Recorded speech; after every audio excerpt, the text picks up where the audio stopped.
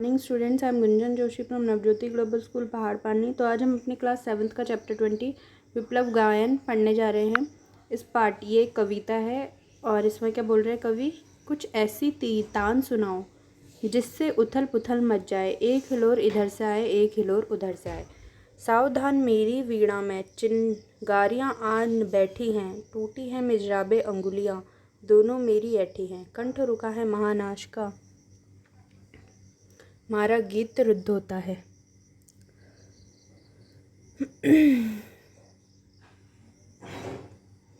ठीक है, तो देखिए पहले हम देखते हैं हिलोर। हिलोर का मतलब क्या होता है? लहर। ठीक है, फिर क्या होता है?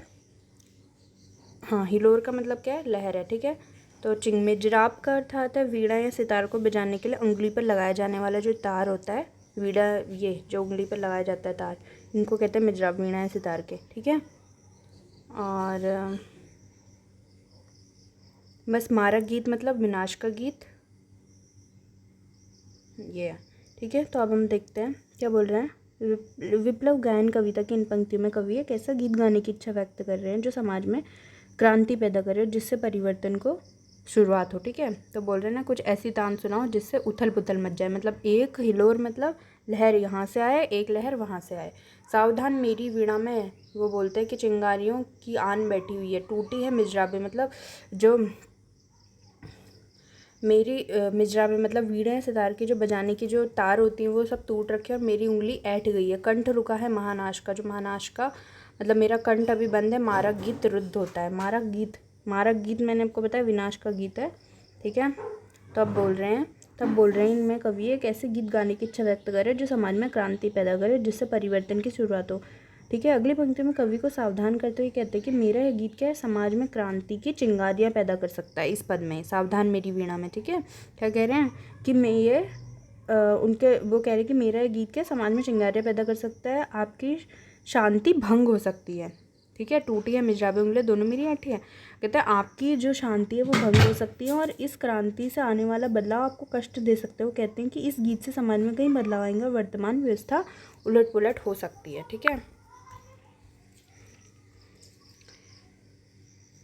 ये है आन लगेगी क्षण में हत्तल में, अब शुद्ध युद्ध होता है। शुद्ध युद्ध होता है। ठीक है, तो उलट पुलट हो सकता है। अब क्या बोल रहा है? झाड़ और झाखंड दग्ध है इस ज्वलंत गायन के स्वर से, रुद्ध गीत को क्रुद्ध तान से निकली मेरे अंतरतर से। कण कण में है व्याप्त वही स्वर, रोम रोम गाता है वही ध्वनि, वही तान गाती रहती है कालकूट फड़ी की चिंतामणि। फिर क्या बोलते हैं? अब देखिए पहले इसमें हम कठिन शब्द देख लेते हैं क्या क्या है। झाड़ और झगाड़ दग्ध है,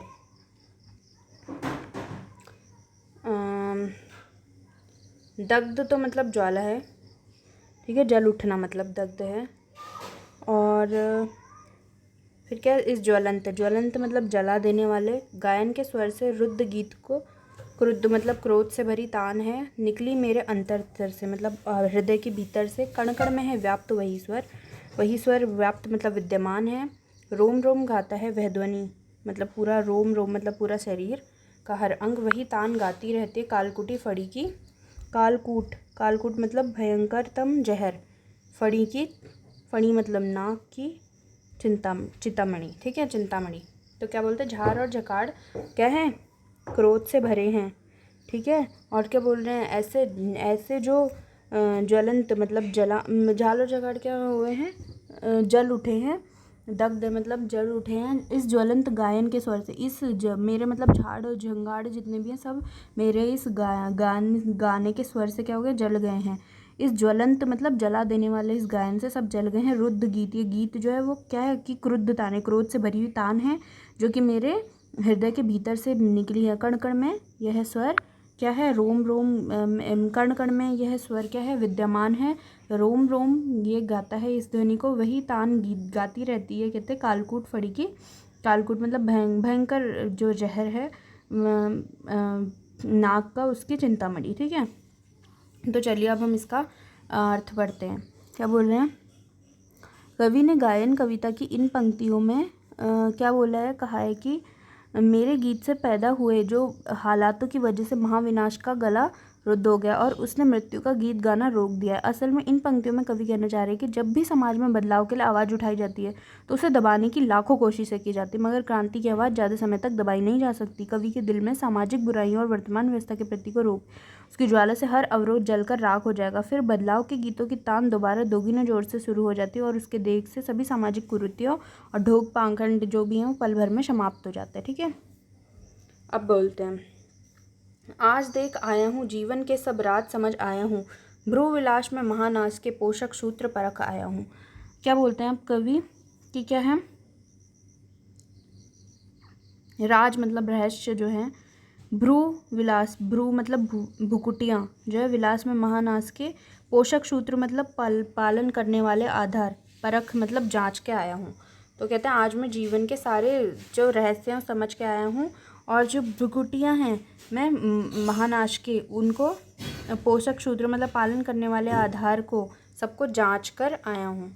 ठीक है, तो अब इसमें हम पढ़ते हैं कि इसका मतलब इसका कवि कहना क्या चाह रहे हैं इन पंक्तियों में, कविता की इन पंक्तियों में कवि कहते हैं कि संसार के हर एक कण में क्रांति का गीत समा गया है, हर दिशा से उसकी प्रतिध्वनि आ रही है। जिस तरह सेपनाग अपनी मणि की चिंता में डूबे रहते हैं, उसी प्रकार के संसार भी निर्विमाण के चेतन में तुल्य हो गया है। विलप गायन के अंतिम पंक्तियों में कवि कहते हैं कि मैं तो ये जानता हूँ कि बदलाव के बाद, मतलब अंतिम पंक्तियों में कवि कह रहे हैं समाज में कैसी परिस्थितियाँ पैदा होगी। इसलिए वे कहते हैं कि समाज के विचारों और नज़रिए में बदलाव आने के साथ ही बुराइयों से भरे द्रपित समाज का विनाश होने लगेगा और इसके बाद ही एक नए और समाज का निर्माण प्रारंभ होगा। ये किसने लिखा है? बालकृष्ण शर्मा।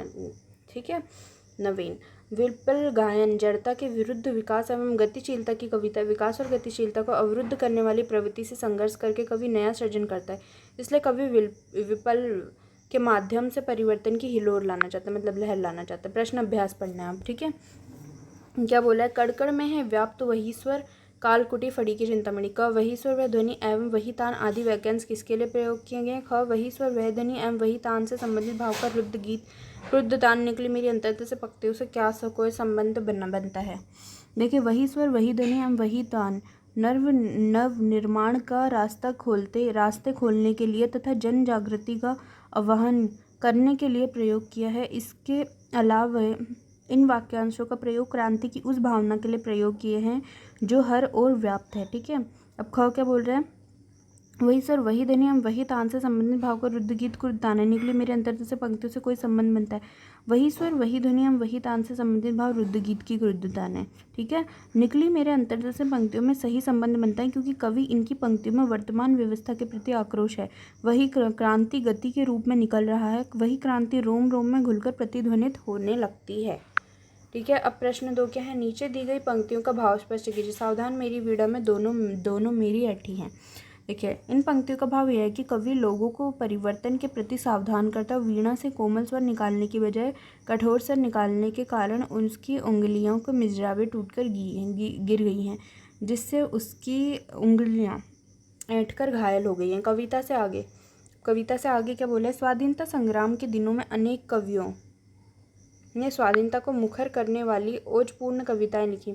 माखनलाल चतुर्वेदी, मैथिली शरण गुप्त और सूर्यकांत त्रिपाठी निरा की ऐसी कविताएं की 4-4 पंक्ति इकट्ठा कीजिए जिनमें स्वाधीनता के भाव ओज से मुखर हुए हैं। देखिए, द्वार बालिका खोल चल भूडोल कर दे, एक हिमगिरी एक सिर का मोल कर दे, मसल कर अपने इरादों सी उठाकर